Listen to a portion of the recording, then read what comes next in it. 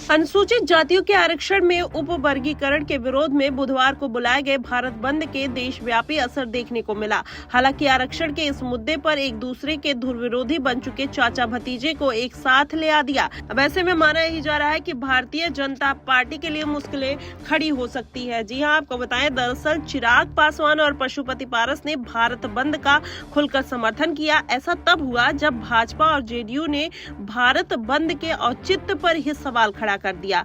ऐसे में चिराग पासवान का कहीं ना कहीं पार्टी से बगावत करना भारी पड़ सकता है। वहीं अगर देखा जाए, दिलचस्प बात, परस्पर विरोधी की भूमिका निभा रहे लोजपा राष्ट्रीय अध्यक्ष चिराग पासवान और रालोजपा के अध्यक्ष पशुपति पारस ने एक साथ इस बंद का समर्थन किया। तो चिराग पासवान ने अपने एक्स पोस्ट पर लिखा है कि SC/ST आरक्षण पर सुप्रीम कोर्ट के फैसले के विरोध में शांतिपूर्ण तरीके से भारत बंद के फैसले का मैं और मेरी पार्टी नैतिक रूप से समर्थन करते हैं। समाज के शोषितों और वंचितों के हक का आवाज बनाना हमारा कर्तव्य है।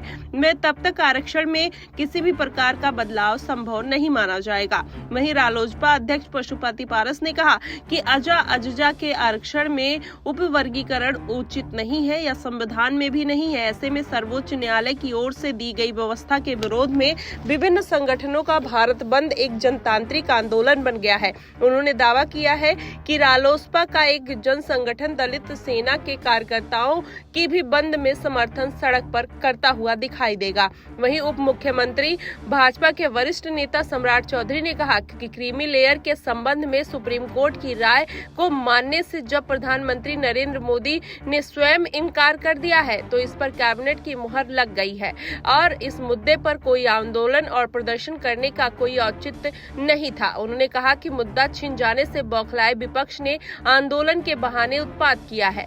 ऐसे में इस बंद को आम जनता का समर्थन नहीं मिला।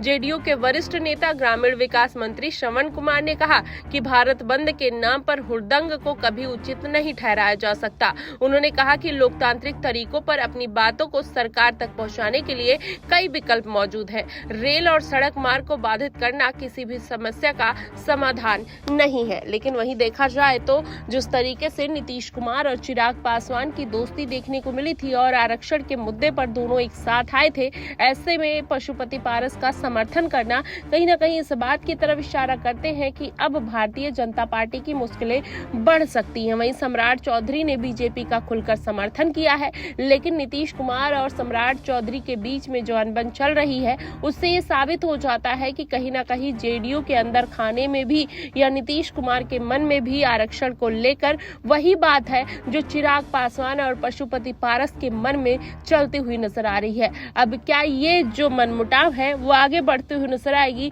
या फिर ये पूरा मामला शांत हो सकता है, क्योंकि देखना दिलचस्प होगा कि आखिरकार चिराग पासवान, पशुपति पारस और नीतीश कुमार की ये लड़ाई कहां तक जाकर रुकती है और भारतीय जनता पार्टी इनको समर्थन करेगी या फिर विपक्ष की तरह इनको दरकिनार कर दिया जाएगा।